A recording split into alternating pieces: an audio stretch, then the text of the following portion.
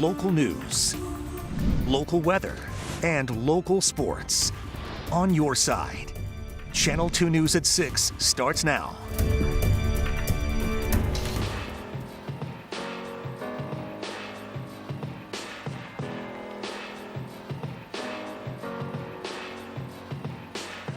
Well, this weekend is all about celebrating Black heritage, culture, and community. Good evening, everybody. I'm Kate Welsh. For Claudine is off tonight. And of course, we are talking about Juneteenth. All across Western New York, festivities are underway. And tonight, to On Your Side's Andy Payton brings us the latest on what's going on around town ahead of tomorrow's holiday. Hi, Andy. Hey there, Kate. It's been 2 years since Juneteenth was officially recognized as a federal holiday, and while it hasn't been long, it doesn't mean the holiday isn't one of the most important, especially here in Buffalo. Yesterday, the entire city came out to support the holiday through a parade that featured speeches from the mayor, Byron Brown, and the governor, Kathy Hochul, who touched on how important it is for the community to acknowledge this day in the wake of a tragedy that struck tops just over a year ago. Take a listen. The first festival after May 14th was very somber, was very reflective. This is going to be a more celebratory festival. And to tell the rest of the world that 1 year and a month after we made international news as being the scene of one of the most heinous acts of white supremacy in our nation's history, here we are to say we are back even stronger, more united than ever before. Tomorrow, celebrations will continue as well with various events across Western New York, including service events like food drives and community cleanups, and additional parades and festivals taking place up in Niagara Falls. And in addition to the cultural festivals with food and performers, those organizing the events are hoping the day can provide an opportunity to those in the region to give back.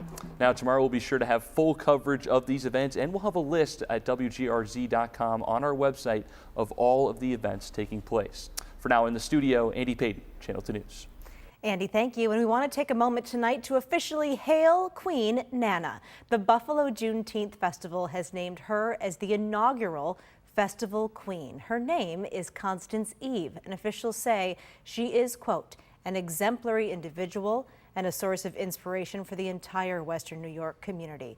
Queen Nana founded the group Women for Human Rights and Dignity in 1980, which has provided women in the community with resources for decades. Now an update to a story we first brought you last night at 6. Tonight, New York State Police tell us that the people involved in a deadly head-on collision in the town of Freedom yesterday were related. They say 21-year-old Evan Klink intentionally crossed into oncoming traffic to hit his sister, 24-year-old Dahlia Klink. 2 children were killed in that crash. Another child, Dahlia, and 19-year-old Cameron Klink were all taken to the hospital by Mercy Flight. Evan Klink was treated for minor injuries and taken to a state police station for further evaluation. And an update to this scene on the 33 near the I-90 West ramp in Cheektowaga. Tonight, police tell us that someone on a motorcycle was killed in a crash. It closed down the road between Harlem Road and Genesee Street for several hours yesterday. The victim's name has not yet been released. And new tonight is a teen recovering in the hospital after being shot during a large party on Spring Street near Sycamore. According to a spokesperson for the Buffalo Police Department, the 18-year-old was grazed around 10:15. Anyone with information is asked to call or text the confidential tip line at the number on your screen. Well, tonight the weekend may be coming to a close, so we're looking ahead to help you plan for the week. Tomorrow, the Buffalo Museum of Science is holding its annual free admission day. With schools across Western New York closed to recognize Juneteenth, families might be looking for a way to spend the day together. The museum says it's the perfect opportunity to explore interactive exhibits and galleries. And the Birchfield Nature and Art Center is welcoming visitors into its art gallery for the first full-sized exhibit in years. The West Seneca Art Society exhibit was installed today, with the doors opening tomorrow morning at 11. It will be available Mondays, Wednesdays, and Fridays from 11 to 2, Sundays noon to 4. The opening reception will be held this coming Friday. And tonight we are celebrating Western New York and the return of the Kenmore Farmers Market. It kicked off today at the intersection of Delaware Road and Delaware Avenue. Dozens of vendors offering everything from produce and honey to baked and canned goods. One first-time business owner says she was just overwhelmed by the success of today's event. It means a lot because I've always been a baker. It's a passion of mine. It's not what I do full time for a living, but I've been hoping that it would be. And so this is an opportunity to get out there and meet the Buffalo community as a baker and invite people to try my pies. The Kenmore Farmers Market continues every single Sunday through the end of October from 9 a.m. to 1 p.m. And we're also celebrating Dad this Father's Day with cars and coffee at the Eastern Hills Mall. The family-friendly event is aimed at building a community among local car fanatics and their families with an unforgettable car show. Organizers say the turnout was great today. We knew the Father's Day one would be big. I don't think we anticipated it'd be this big, but we love it. We love to see the families out, strolling, looking at the cars. Like I said, something for everybody here. And more than 1,000 cars were part of the lineup today, including cutting-edge supercars, antique vehicles, and unique builds. The next event is coming up July 30th, with more car shows planned for September and October. And tonight, we would love to see all the ways that you're celebrating with Dad this Father's Day. You can send your pictures through the Two on Your Side mobile app by clicking on the Near Me feature, or just post on social media. Use the hashtag #BeOn2, and you might just see those pictures shared online or right here on air. And what is better than a little bit of golf on Father's Day? Lindsay joining us now with sports. Hi, friend. Oh yes, Kate, I'm sure that golf was part of many Father's Day wishes today. And luckily, if you couldn't make it out to a course, all you have to do is turn on Channel 2 on NBC, where the final round of the U.S. Open has been underway since a bit earlier this afternoon. But now that we've got you here, stick with us for another minute or two. Some of the top runners in the tournament have just now teed off a bit ago, including Ricky Fowler, Wyndham Clark, Rory McIlroy, and the guy who made headlines yesterday. How about Scottie Scheffler making those Scottie Scheffler moves? Just in case you missed it, and before the heat of the final round really gets going, check this out. Scheffler came out of round 3 sitting at T4 and 7 under par after ending his round with an eagle right here on 17 and a birdie on 18. Would you look at that? Very impressive. Other top runners of the tournament, Ricky Fowler, of course, he's been there all week, led after 2 rounds and broke a few records along the way, and the only one to give him much trouble in round 3 was Wyndham Clark here. Now they ended the night sharing the lead at 10 under after Fowler lipped out his par attempt here on 18 and Clark closed out with a birdie. And finally, Rory McIlroy started his round today at T3 and 9 under par. He's looking to end his major championship drought, and it would be his first title since 2014. A later start again, but we'll have you covered with the best moments of the day tonight at 11. And now for some baseball action over at Salem Field. If you're not a golf dad, maybe baseball is more your forte, and if it's neither, then you just may be out of luck for now. The Bisons fell in the series finale to the Syracuse Mets with a final of 7-4 earlier today. A big crowd of nearly 12,000 fans in the stands for the back-and-forth affair, but it just wasn't their day. But I'll tell you whose day it was. Bisons infielder Spencer Horwitz was called up to the show at the start of the weekend, and today he made his MLB debut as the designated hitter for the Blue Jays. He drilled a base hit for his first big league at bat and then gets an RBI for his second of the day. I'm sure a moment and day that he'll never forget. In studio, I'm Lindsay Moppert, Channel 2 Sports. Well, it was a really hazy day across western New York. I mean, it was the haze that you could see across the region once you walk outside. We're going to kind of dissect it and examine it in a live camera in just a moment. But this is going to be the trend as we head through tomorrow, too, and even into part of Tuesday before we start to really clear this out briefly because, well, it's just pervasive. It's still sticking around. It's still kind of churning up in Ontario and Quebec. But look at these temperatures right now. The Texas heat has not let up just yet. Look at that. Houston at 95 degrees, El Paso at 100.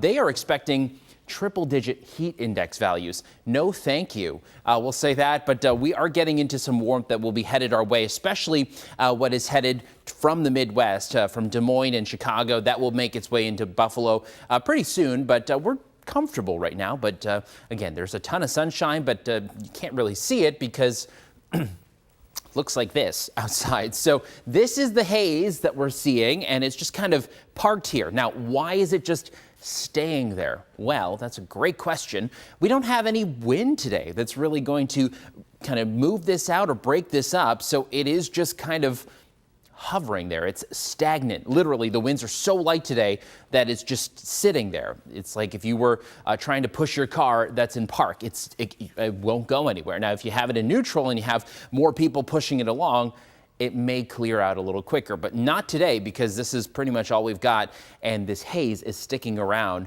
for tomorrow as well. In terms of current temperatures right now, it's 75 in Buffalo, it's 70 in Olean.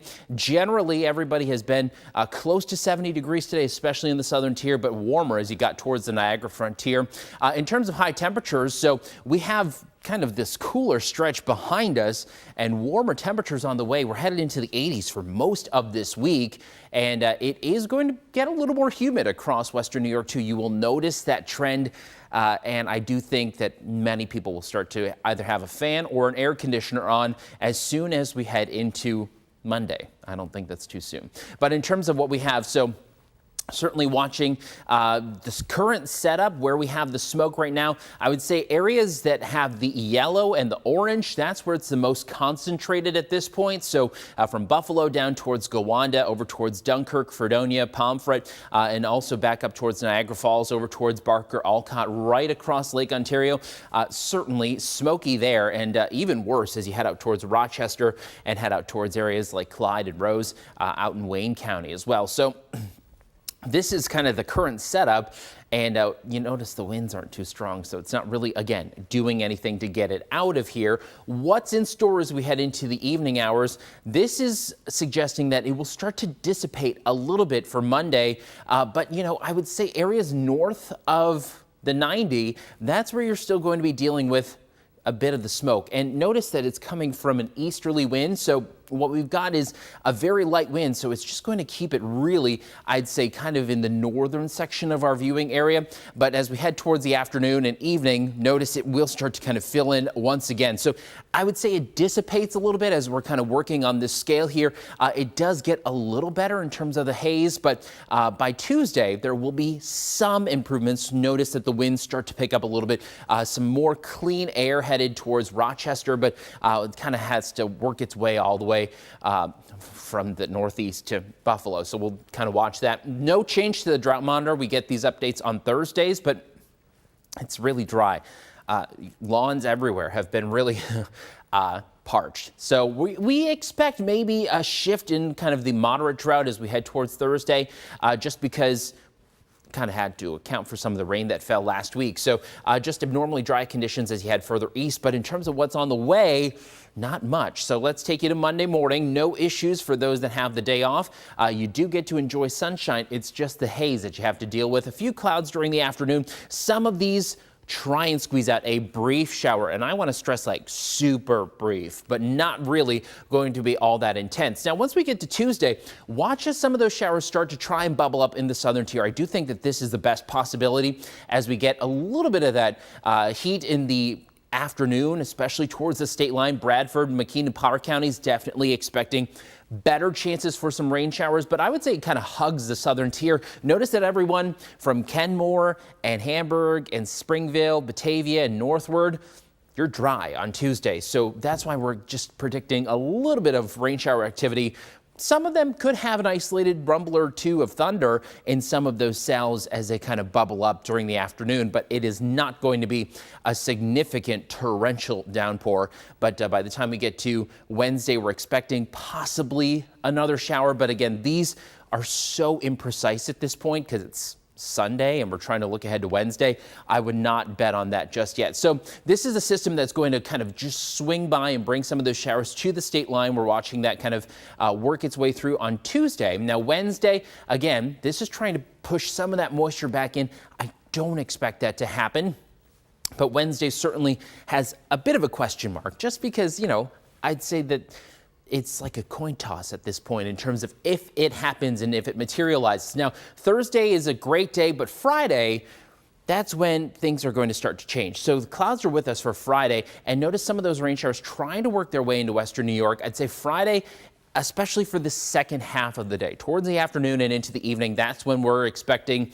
the rain showers to kind of begin. And then as we head towards Saturday, it looks like it's going to be a bit soggy. And again, like I mentioned yesterday, high school graduations will be happening all weekend.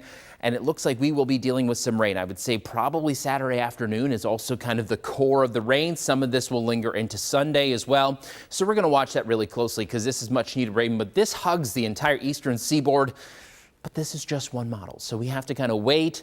This is still a little far out, but generally the trend is suggesting that we do have some rain on the way, so we're going to watch that very closely. So in terms of what to expect, I'd say Monday through Thursday, it's dry, it's quite warm, and it's generally pretty much all the same in terms of temperatures. We're in the low 80s, some days getting into the mid 80s, and then by Friday, that's when the clouds are back and we bring in the chance for some rain showers. You'll notice that the rain could begin as early as Friday afternoon, lasting into Saturday, and then also continuing into early Sunday as well. But I would say that this is very summer-like warmth, especially since summer begins on Wednesday for the south towns and the southern tier. It's a little cooler. I would say there's more cloud cover on Tuesday. That's why we're dealing with just slightly cooler temperatures across Chautauqua, Cattaraugus, and Allegheny counties. And then, I would say it's drier for south towns. Certainly, again, the chance for showers really is for the southern tier on Tuesday, and then the chance for rain for Friday, Saturday, and Sunday, as we're expecting temperatures to be a bit on the cooler side. Thanks for tuning in for an extended look at your forecast.